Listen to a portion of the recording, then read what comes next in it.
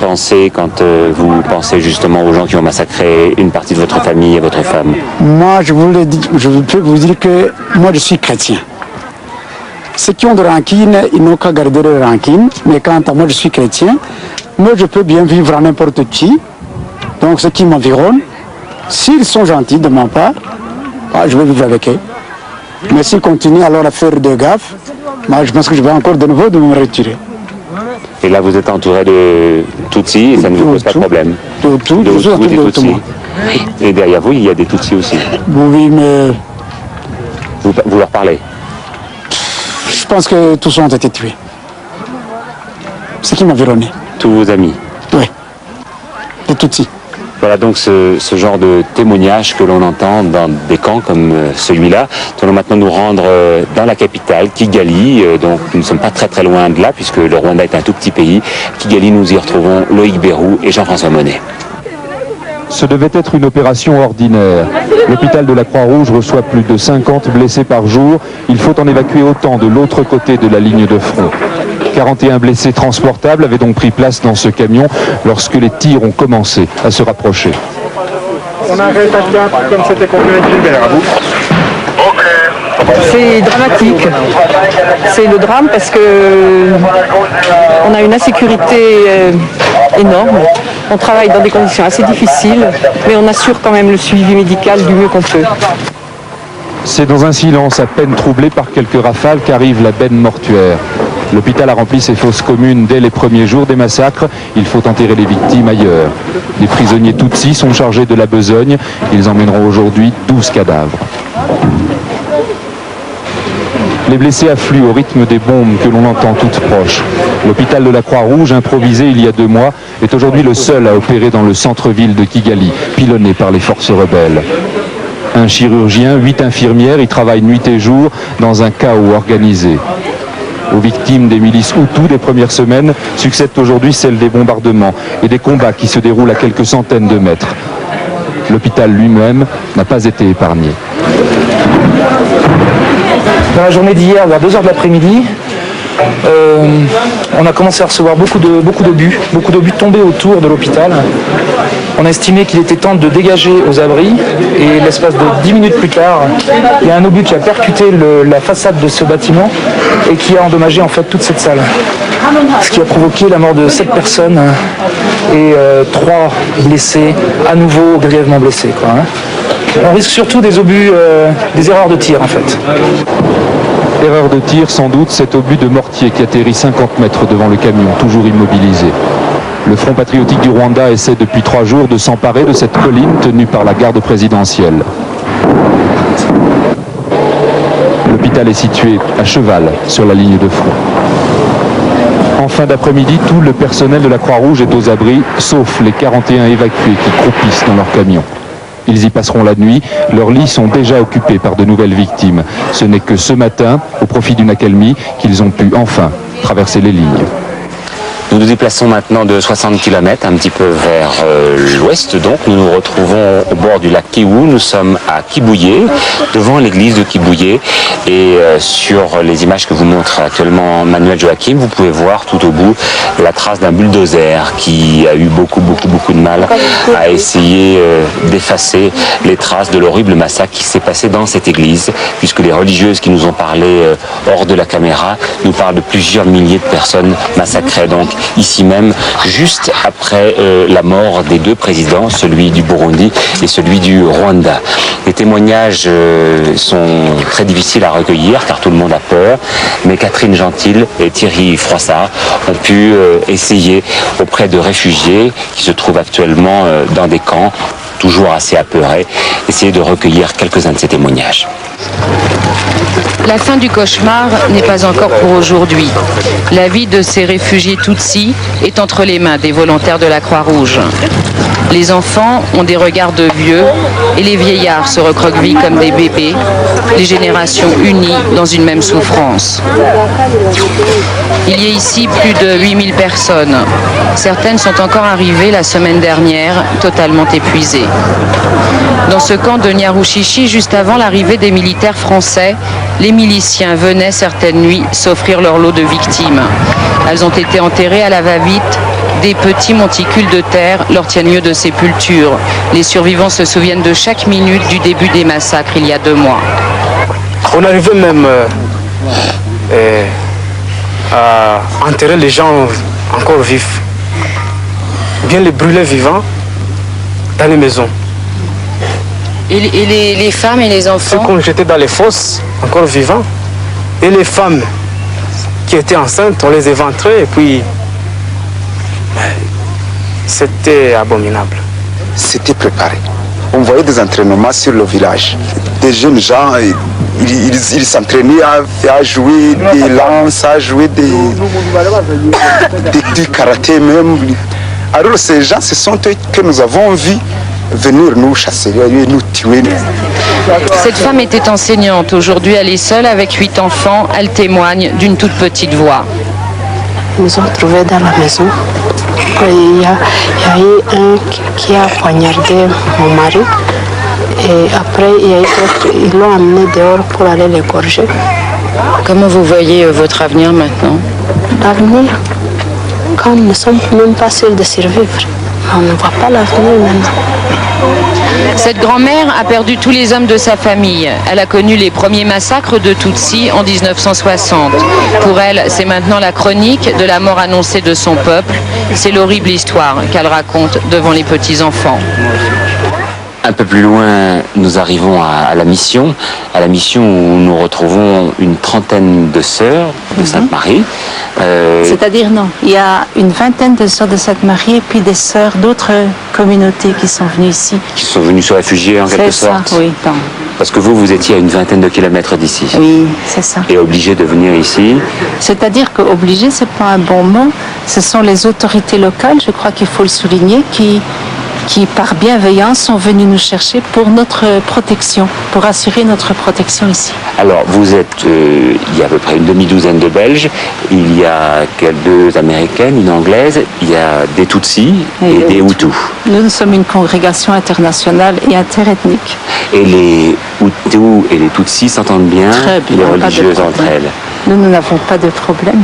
Alors vous savez qu'il y a eu beaucoup de massacres ici, tout autour de vous. Vous en avez entendu parler, on vous les a racontés. Est-ce que vous pensez que les responsabilités sont partagées autant que vous sachiez? Personnellement, en tant que religieuse, je ne peux pas prendre de parti pour l'un ou pour l'autre. Pour moi, c'est tout le peuple qui souffre. Et je crois qu'on ne peut pas parler de coupables, de victimes. C'est tout le peuple qui est touché. Les Hutus et les Tutsis, tels que vous les avez connus, tels que vous les avez administrés, s'entendaient bien? Moi, j'ai jamais eu de problème, ni avec les uns, ni avec les autres. J'ai des amis Hutus, j'ai des amis Tutsis. Et entre eux, vous les avez vus lorsque les choses étaient calmes? Vous les avez vus tendus, agressifs ou au contraire sereins? Dans mon corps professoral à Mubuga, il y avait des deux et il y avait un très bon climat d'entente dans l'équipe. Là, vous pensez que vous allez rester encore un moment ou que vous allez être évacué hors du Rwanda? Ça, je laisse les autorités décider. On verra ce qui est le mieux. De toute façon, on ne veut pas du tout abandonner le pays. On voit que le pays a besoin plus que jamais d'être aidé. Est-ce que c'est maintenant qu'il faut continuer ou plus tard? On le verra. Dans votre cœur, à vous, vous avez envie de rester? Oui. Et on va se rendre maintenant de l'autre côté du lac Kivu, donc du côté nord. Nous allons retrouver l'équipe de Naïda Nakab et de Thierry Froissart. L'hôtel Méridien à Gisenyi, le siège provisoire du gouvernement rwandais en exil. Ici, les autorités sont à quelques kilomètres de la frontière avec le Zaïre, un pays ami à majorité Hutu. Ils sont surtout hors de portée des artilleurs du FPR. Ce sont les membres de ce gouvernement qui sont accusés des massacres de milliers de Tutsis. Le président rwandais et ses ministres nient bien sûr avoir commandité ces massacres. Les massacres qui ont eu lieu ont été des massacres organisés par la population spontanément. Tant que les milices existent, il y aura certainement des exactions. Vous comptez garder ces milices? Les milices, il faut bien comprendre leur sens. dans lequel nous avons recruté, le gouvernement a appelé la population à la résistance. C'est une résistance civile. Ces hommes en civil, que le ministre appelle des résistants, peuvent installer des barrages, arrêter des gens, vérifier leur identité, donc leur ethnie, et bien sûr, tuer en toute impunité. Dans la région de Gisenyi, il semble un peu plus contrôlé qu'ailleurs. Le colonel Nziengumva affirme que les Tutsis ne sont pas véritablement en danger dans sa région, bien qu'ils soient tous sous haute surveillance. D'abord, nous surveillons les gens pour voir s'ils ne travaillent pas pour le FPR. Et jusqu'ici, nous n'avons pas vu de Tutsis comme tels qui travaillent pour le FPR dans la région de Gisenyi. Parce que même les Tutsis, il y a beaucoup de Tutsis qui sont contre le FPR. Hier, à la frontière avec le Zaïre, le chauffeur d'un groupe de journalistes a été arrêté. Il est Tutsi. Les soldats français, appelés au secours par les journalistes, ont dû intervenir. Vous l'avez emmené là?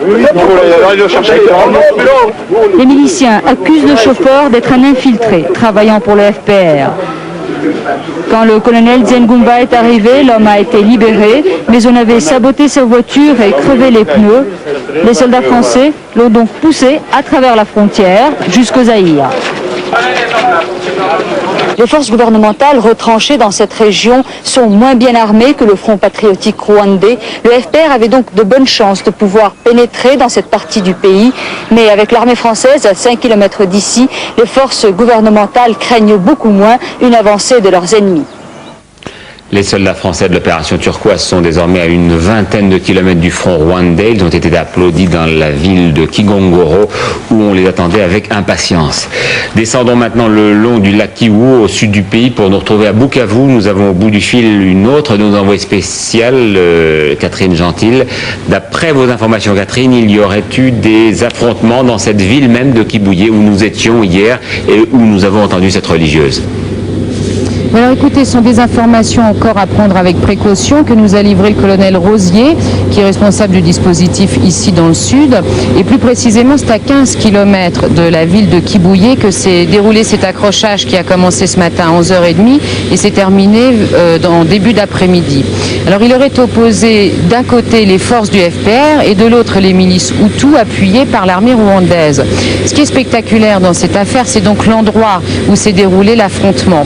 C'est-à-dire qu'on avait toujours parlé depuis longtemps d'infiltration des hommes du FPR, mais si le chiffre dont on dispose actuellement et qui est de 1000 à 2000 hommes du FPR présents dans cette région, évidemment on ne peut plus parler d'infiltration, mais d'une véritable percée du Front patriotique rwandais.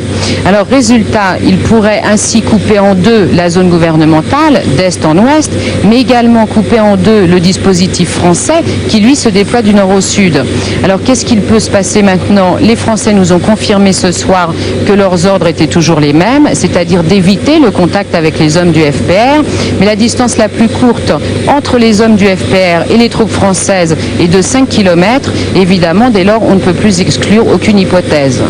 Alors justement, Catherine, on va maintenant voir le dispositif français dont la moitié est à pied d'œuvre, c'est-à-dire environ 1300 personnes le long de la frontière zaïro-rwandaise avec 300 véhicules d'appui. Le dispositif sera complet avant la fin de cette semaine, nous disait hier le patron de l'opération turquoise, le général Lafourcade. Reportage de Régis Faucon, Gilles Aymar et Hubert Lecomte. L'armée française volant littéralement au secours de la population rwandaise. Ici, un Puma du 5e régiment de combat de Pau, survolant le lac Kivu et se rendant dans l'un des camps de réfugiés de la zone de Bukavu. Aujourd'hui, la moitié du dispositif français est en place. 1400 hommes, 10 hélicoptères, 300 véhicules en tout genre, dont 9 automitrailleuses, et ces VAB sortent d'ambulances blindées.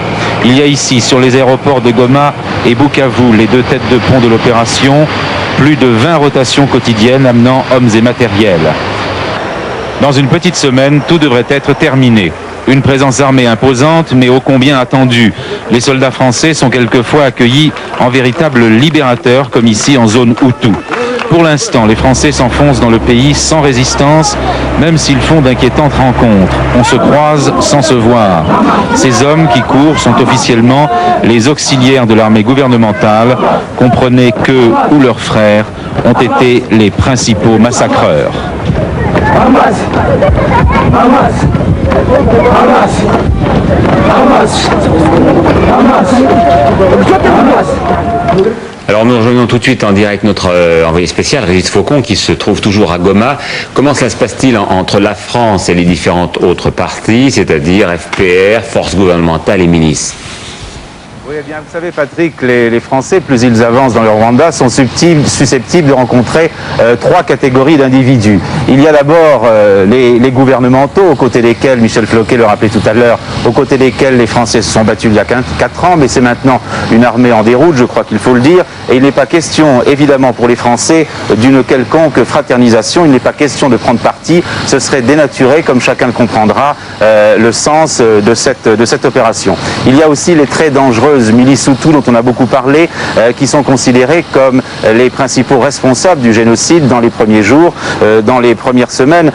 Autant il leur était facile d'assassiner des civils sans défense, ils ne feraient évidemment pas le poids face à une armée comme l'armée française. Alors là-dessus, l'état-major est très discret, mais il semble que lorsque l'armée et ces gens-là se sont croisés, les Français les ont désarmés, leur ont retiré leurs machettes, leurs lances et leurs arcs. Et puis bien sûr, troisième force, le FPR Tutsi, Catherine Gentil l'évoquait à l'instant, ce FPR étant évidemment contre l'intervention et qui n'est plus maintenant très loin, quelques dizaines de kilomètres des premiers Français, des premières missions de reconnaissance française, peut-être moins d'après ce que je viens d'entendre, d'après Catherine Gentil. Alors évidemment, la consigne des Français est d'éviter tout contact, tout accrochage avec le FPR.